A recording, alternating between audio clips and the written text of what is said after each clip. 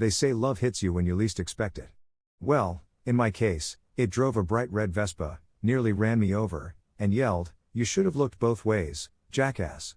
That was Sophie. My future wife. The love of my life. And, as it turns out, the woman who would one day make betrayal feel like a team sport. It was a spring morning in Charleston, that charming slice of southern fairy tale.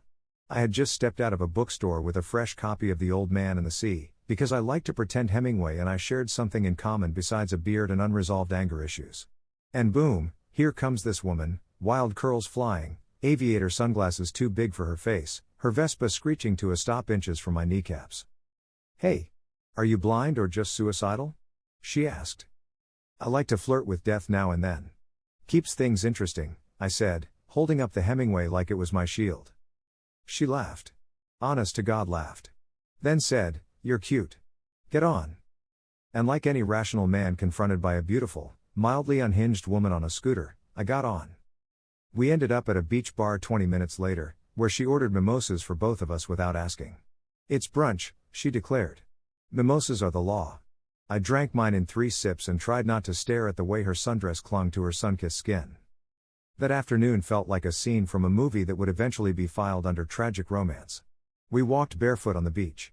She told me she was a dancer, modern, not ballet, because she wasn't into rules. I told her I was an electrical engineer, which she said made me dangerously boring, but in a sexy way. She was fire. Wild, untamed, and reckless. I was structure. Predictable, calculated. It should have never worked. But somehow, it did. 2 weeks later, we were inseparable. A month in, we were living together. 6 months after that, I proposed, with a cheap ring and a full heart, on that same damn beach. She said yes before I even finished asking, kissed me, then shoved me into the surf. I came up soaked and laughing. Everyone said we were perfect together. Passionate. Intense. Some even said we were soulmates, though in hindsight, that word now makes me want to hurl a brick through a Hallmark store window. Our wedding was small but beautiful. Just friends, family, and enough wine to make Uncle Barry believe he could moonwalk. Sophie danced barefoot. She looked like a goddess, like something from a fever dream, untouchable and yet somehow mine. We built a life. We painted our first home ourselves, poorly. We adopted a dog named Newton who hated squirrels and loved licking my face at 2 a.m. We made plans. We even talked about kids. That's where the first crack formed. She wanted to adopt. Said she'd seen too many kids go unloved, unwanted, unseen. I respected that, hell, admired it. But I wanted a biological child. Not because I didn't care about adoption, but because I wanted to see a piece of us in someone else. Our DNA in a little human tornado with my eyes and her fire. It started as a debate. Then a disagreement. Then silence. Cold, heavy silence that wrapped around us like a wet blanket. We stopped making love as often. She started going out more. Said she needed space to think. I told myself it was just a rough patch, that every couple hits those. That love was a battlefield and all that poetic crap. Turns out, while I was in the trenches, she was out shaking hands with the enemy. You never really know someone until they forget to log out of their laptop. I was supposed to be gone for the weekend, hunting trip with my buddy Mike, a sacred tradition involving too much jerky, a cabin with questionable plumbing, and a chance to decompress. But the trip got cut short. Mike's truck started spewing steam like a ticked-off kettle, and by noon Saturday we were back in town, reeking of smoke and failure. Sophie didn't expect me. That's important. The house was quiet when I walked in. Not suspicious quiet, more like wine mom watching Netflix with a weighted blanket quiet. Her purse was on the table, a half-drunk glass of Chardonnay sweating on a coaster. No sign of her. Bathroom door open. Bedroom undisturbed. Probably out with friends, I figured. I should have gone to bed. Or the garage. Or literally anywhere else. Instead, I walked past the office and noticed her laptop open, still glowing. One tab, front and center. Curiosity didn't kill the cat, it broke his goddamn heart. I saw her profile before I saw the name. One of those adult hookup sites. Classier than Craigslist but still 2 clicks from becoming a public health crisis. And there she was. My wife. In black lace. That same damn outfit I bought her last Christmas, back when I thought we were still building a life together, not auditioning for strangers online. Her username? Sugar and Spice. Yeah. Because Sophie wasn't bold enough, apparently. I clicked the profile, half hoping it was some kind of joke or scam. Maybe someone stole her photos. Maybe there was a logical explanation. Then I read the bio. Playful. Naughty. Sweet, but never innocent. Looking for a real daddy to teach his baby girl how to behave. Weekends are best, hubby's out of town and I'm all yours. Hubby. That's me. Now, I've always had a strong stomach. I've gutted deer, cleaned septic filters, sat through 3 of Sophie's cousins' interpretive dance recitals without flinching. But this? This made my vision blur. Like the air in the room shifted, got heavier. I scrolled down. Photos, chat logs, messages. It was all there. Explicit conversations with strangers. A handful of saved usernames. And the timestamps? While I was busting my ass in the garage or grilling steaks for our friends? She was sexting a guy who called himself Real Daddy 82 and bragged about owning a hot tub. My jaw clenched. My fingers trembled, but I kept reading. One guy mentioned meeting up last weekend, when she told me she was staying late at the office for a client brainstorm. Apparently the only thing she was brainstorming was what kind of oil to use. I wanted to flip the table. Punch a hole in the drywall. But I didn't. I just sat there, absorbing the sting like a boxer who knows the fight isn't over yet. Now here's the kicker, and I know this'll get a chuckle out of you, even if it's bitter, she made more than me. Nearly twice as much. Big shot branding consultant, climbing the corporate ladder in heels I probably paid for. She'd always been proud of that, and to be fair, she earned it. She worked her ass off. Late nights, big pitches, flights to LA and New York, heels clicking like war drums. But somewhere along the line, that income turned into leverage. She started deciding where we lived, how we vacationed, when we'd entertain guests. It was subtle at first, but over time, our marriage stopped being a partnership and started feeling like a contract she drafted and I forgot to read. We had a fight about kids a few weeks back. She wanted to adopt, said it was noble, selfless, the right thing to do. I wanted a biological child. Not because I thought blood was everything, but because I wanted to see our lives woven into someone new. I said, let's talk about it. She said, I've already made my decision. Like I was just a passenger in her carefully curated life. And now? Now I find out she's playing dress up for strangers online, calling them daddy while she sends them photos taken in our bedroom? Hell no. I may not earn 6 figures. I may not wear tailored suits or sip $18 cocktails on rooftops. But I'm not some pushover. I was raised by a man who taught me to look someone in the eye when they lie to you, and then make damn sure they don't do it twice. Sophie thought she held all the cards. She forgot one thing. I built this house. With my hands. With my money. With my loyalty. And if she thought that just because she makes more, she gets to decide what our marriage looks like? She's about to find out what happens when a man who's been quiet too long finally starts speaking. I stared at the screen for another 10 minutes after I found Sophie's little sex den online. Not out of shock anymore, that phase had passed. No, this was the quiet moment before a storm. You know the one. When everything's still, but your gut starts twisting, and your brain lights up like a war map. That's when I realized something. I wasn't sad anymore. I was done being heartbroken. Done asking why or how could she? Done pacing around like some helpless chump in a bad movie. I was angry. And beneath that? Cold. See, I'd been a good husband. I mean, not perfect, no man is, but I was present. I showed up. I worked hard. I took care of her when she was sick, cheered her on through every promotion, laughed at her dad's recycled war stories, and tolerated her wine club full of women who treated me like I was their designated driver. And this is how she repays me? Pretending to be some bratty little kitten for any sleazeball with a beard and a foot fetish? No. Not today. Not anymore. I closed the laptop, sat back, and breathed slow. Then I did what any man with a backbone and half a brain would do. I opened it again. Because if I was going to end this, I was going to end it right. With facts. Proof. Receipts. Not some teary confrontation where she gaslights me into thinking I imagined it all. Sophie thought she was running the show. She thought because she made more money, she could write the rules. She wanted to be the CEO of our marriage? Fine. But I was about to become her auditor. First step? Screenshots. Every photo. Every message.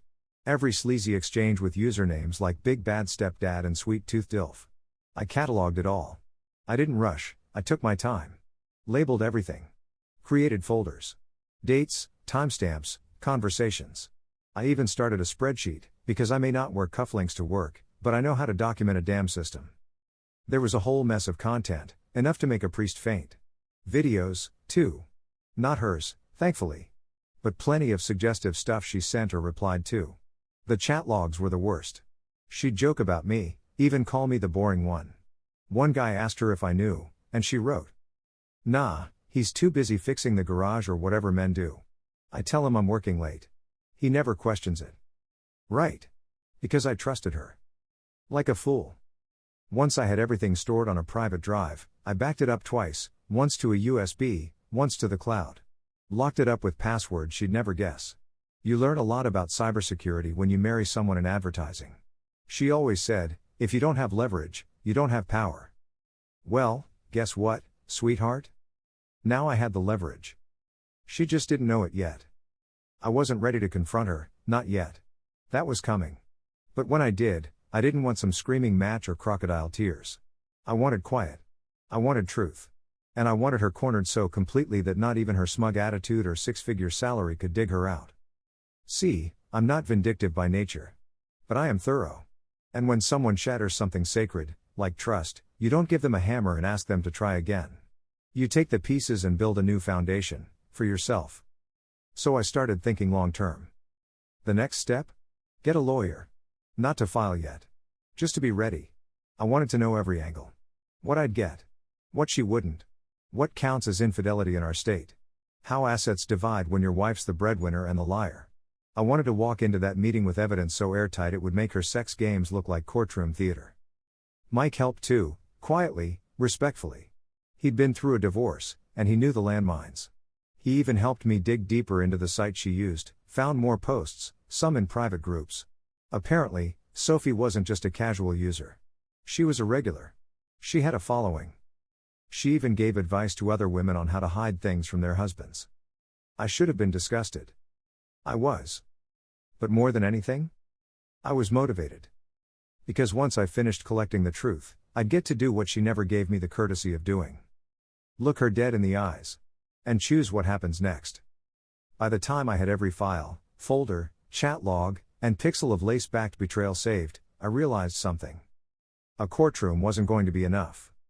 Sure, I could go the classic route, divorce lawyer, settlement, split the house, she keeps the couch, I keep the dog, we both pretend to wish each other well like this was some Hallmark breakup montage. But that wouldn't touch the core of what burned me the most. It wasn't just the cheating. It was the strategy behind it. Sophie didn't stumble into an affair. This wasn't one night, too much wine, a hotel key in a back pocket. No. This was structured. Planned. She was running a full-blown operation, a digital second life complete with usernames, content calendars, private chats, recurring flings, the whole damn PR campaign. And what shook me to the bone? She knew how to hide it. She was trained in image control. Branding. Manipulation. It wasn't just about sex, it was about power. And how easy it was to keep a good, trusting man in the dark while she lit up other men's DMs like a fireworks show. That's when it hit me. If she could do this so easily, how many others were out there, just like me, getting blindsided with a smile and a kiss before their wives go off to yoga with full makeup and heels? Nope. I couldn't just walk away and let it happen to the next guy. So I started writing. Not just notes, a plan. A blueprint. A digital survival guide for men who were married to smiling saboteurs. I titled it, The Unfaithful Wife Playbook, How to Spot the Lies, Collect the Truth, and Take Back Control. Catchy, right? It started with what I knew firsthand. The signs I missed. The excuses I swallowed. The late nights, the sudden interest in boundaries, the phone that was always face down. Then I broke down the tech, how to check for secret accounts, track down hidden cloud folders, analyze metadata and photos. Not just paranoia, proof. Mike helped me test some of the techniques. We even ran scenarios, fake accounts, online trails, watching how fast and easy it was to catch someone slipping. We put together screen recordings, voiceover breakdowns, real walkthroughs. This wasn't revenge. It was education. I started filming. Got a cheap mic. Used my phone camera. Sat in the garage, the most honest place in the house. Concrete floor, tools on the wall, dust on my sleeves. No filters. No theatrics. Just a man talking to other men who deserved better. Episode 1, The Wife You Think You Know. Episode 2, Passwords, Patterns, and Private Browsing, Digital Red Flags. Episode 3, Don't Be the Fool in Your Own Home, Taking Back Your Power. Each one packed with examples, screenshots, with faces blurred for now, and steps to take before the betrayal goes too far. It wasn't just how to catch her, it was how to wake up and stop letting charm and sex bury your instincts. And no, I didn't cry on camera. I didn't scream or beg for sympathy. That's not who I am. I looked into that lens like it was Sophie's eyes, and I told the truth, flat, simple, and undeniable. I was the guy who trusted too much.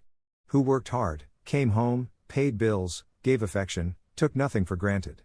And she used that as a smokescreen. I paused. But I'm done being a victim. Now I'm a damn mirror. And if your wife's hiding something, this channel's gonna show you where to shine the light. I plan to drop it all at once. No slow drip. No monetization. This wasn't about making a buck, it was about lighting a signal fire.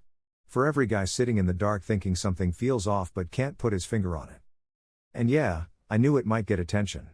Hell, I wanted it too. Because I wasn't just exposing my wife anymore. I was declaring open season on deception. I didn't expect it to blow up like it did. I thought maybe a few dozen guys would find the channel. Maybe one or two would say, "Hey man, thanks." That would have been enough. But apparently, I'd struck a nerve deeper than I ever imagined. The morning after the first video series went live, I had 24 emails in my inbox. By the end of the week? Over 4,000. Most of them were from men. Husbands. Some dads. A few even divorced guys who thought they were crazy back then, but now realized they weren't alone. One guy wrote, "You saved me 10 more years of being lied to. I caught her before she cleaned out my bank account." Another said, "I watched your whole series and cried like a kid. Then I got up and changed every password in my house." Some of them sent actual letters, handwritten, mailed to the P.O. box I'd set up for the channel. Thick envelopes stuffed with stories, copies of receipts, screenshots, even legal papers. Some of these guys had been to hell and back, financial ruin, kids turned against them, accused of being controlling for asking questions. And then there were the guys who hadn't caught their wives yet, but suddenly started paying attention. "I saw your video, and now I can't unsee the way she guards her phone. I checked our shared laptop. Guess what I found? I'd touched something real. Something no one wanted to talk about. The betrayal epidemic. And right in the middle of it was me. The everyman. The guy who'd been there, done that, and decided not to suffer in silence." By week 2, the channel had a name, Behind the Apron. As in, the sweet little image of the doting wife, shattered. I stayed quiet publicly. Let the videos speak for themselves. But behind the scenes, I kept reading. Kept responding when I could. Kept organizing more evidence, more tips, more stories. This wasn't a one-time video anymore. It was a damn movement. And that's when Sophie found out. Not because I told her. She'd made herself scarce lately, probably licking her wounds, pretending nothing was wrong, waiting for me to either explode or cave. But no. I had gone silent. And that drove her nuts. So one night, about 9 p.m., I'm on the porch sorting through another stack of letters, when I hear the sound of the front door explode open. She comes storming out barefoot in a silk robe, mascara smudged like a raccoon caught in a thunderstorm, holding one of my printed comments in her hand. "What the hell is this?" I didn't even look up at first. "I dunno," I said. "Is it one of the guys whose wife pretended to love him while she sexted strangers on me.com? Wrong answer." The envelope in her hand turned into a projectile. Hit me square in the chest. Then she grabbed the stack and flung them all into the air like we were in some low-budget emotional rom-com. "You told the internet about me?" she shrieked. "No, I told the truth. They just happened to be interested." Then came the dishes. I'm not kidding. She stomped into the kitchen and started hurling plates. Not at me, mind you, just into the wall, like a Greek wedding hosted by Satan. "Do you have any idea what you've done? My reputation, my job, people are recognizing me. They're sending me DMs calling me a whore." I shrugged. "Maybe you shouldn't have branded yourself one." That one earned me a wine glass to the floor. Stem snapped clean. She pointed a trembling finger at me like she was channeling some possessed courtroom lawyer. "This is slander. You put my name out there, my pictures. I will sue you, John. I will drag your sorry ass into court and watch you rot for defamation and harassment. And guess what, if I claim you accessed my accounts illegally, you're looking at prison time. I stood up slow. Calm. Not mad. Just steady. Go ahead, I said. Tell them you were cheating and that I caught you red-handed. Tell them the man you've been humiliating for 2 years finally decided he wasn't gonna sit quietly in your little gilded cage anymore. You think you're some kind of hero? No, I said. I think I'm free. She stared at me, chest heaving. For a second, I thought she might lunge. But she didn't.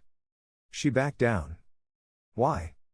Because she realized in that moment, for the first time in our marriage, that I didn't fear her anymore. Not her money. Not her tantrums. Not her threats. She stormed upstairs, slammed the door, and didn't come out till morning. By then, I'd swept up the glass, gathered the letters, and poured myself a quiet drink.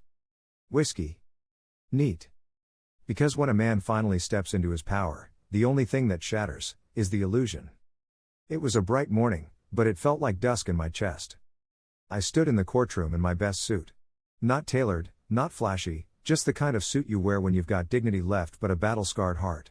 My tie was straight, my chin held high. Hands calm, though I could feel the pulse thumping like a drumbeat in my palms. The courtroom wasn't full, but it sure felt like every breath was watching me. Judge, jury, attorneys, Sophie across the aisle looking smug in her designer coat like she was the real victim. She didn't glance at me. Not once. The charges? Unlawful access to private digital content. Distribution of personal images. Emotional distress. Harassment. Serious enough to put a mark on a man. Maybe even cage him, depending on the judge's mood. My attorney leaned in. They're going to push hard for a conviction. Don't lose your cool. I didn't plan to. I was past rage. This wasn't about revenge anymore. It was about ownership, of my actions, my pain, my voice. When they called me up, I didn't hesitate. Walked straight, stood tall. The prosecutor, a woman in a sharp blue blazer, grilled me like I was caught running some underground operation. You admit you posted content involving your wife, images, details, without her consent? Yes, I said. No stutter. No excuse. You hacked into her private accounts? No, I replied. The devices were shared. The accounts were open. No passwords. No deception on my end. But you distributed it. You humiliated her. I looked at the jury. All kinds of people, men, women, old, young. Probably a few of them with secrets of their own, tucked away in text messages and browser tabs. Yes, I said again. I did.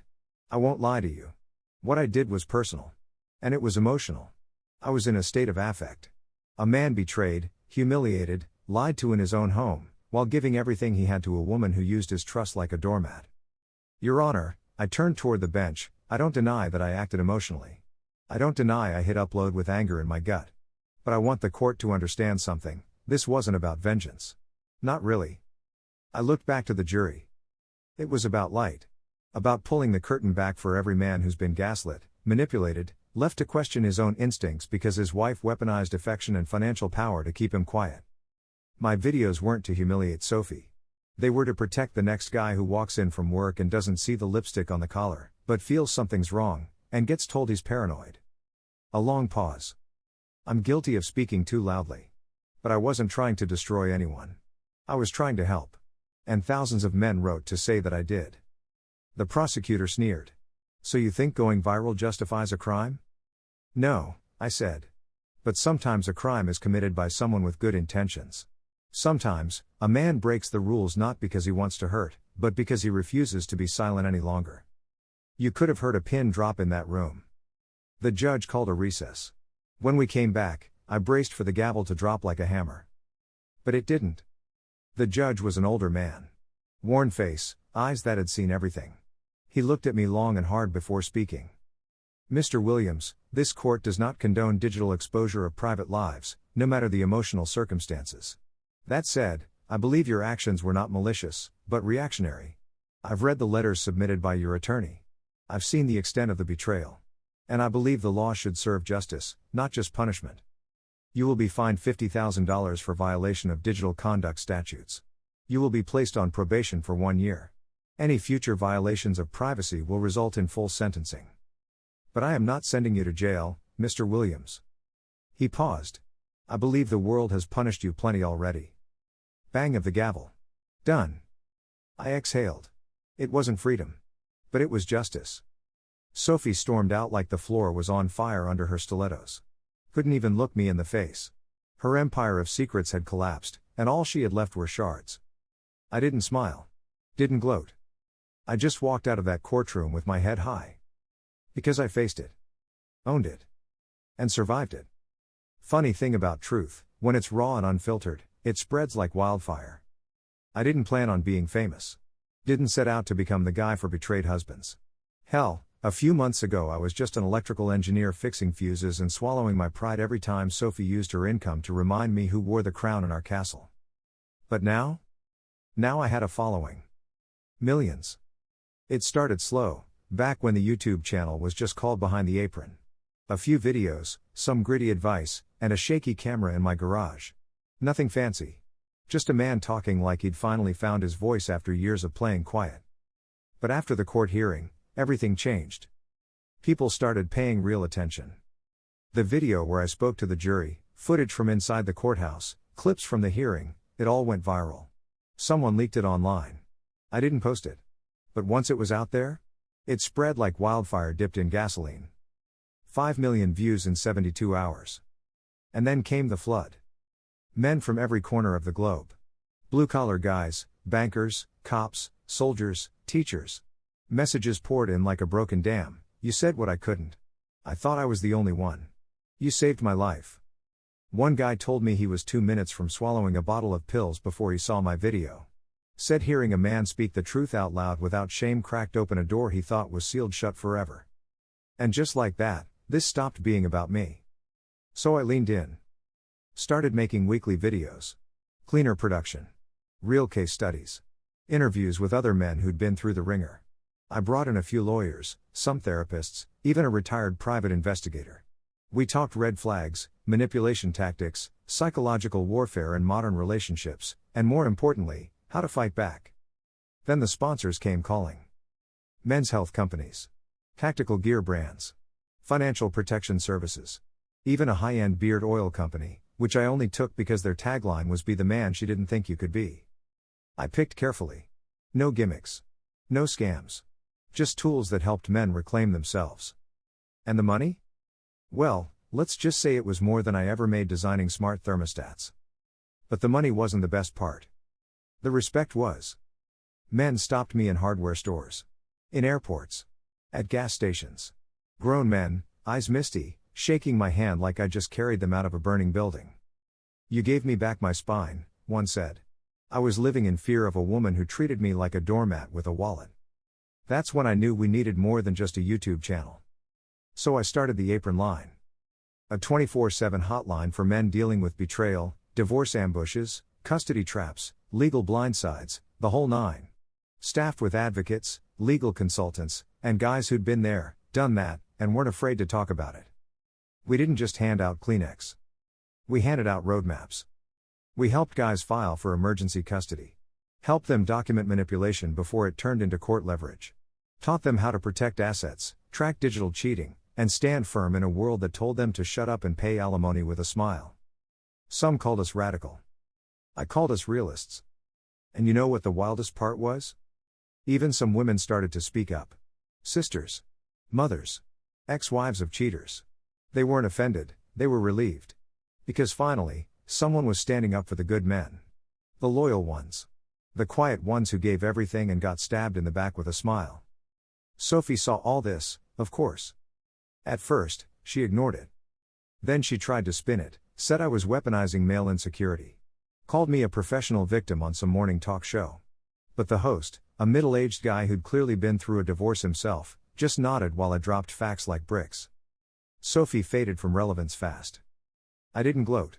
Didn't clap back. I didn't need to. Because her silence said everything. She wasn't in control anymore. I was. But not for revenge. For purpose. For every man who's felt like screaming into the void. Well now? The void had a name. A voice. And it was mine.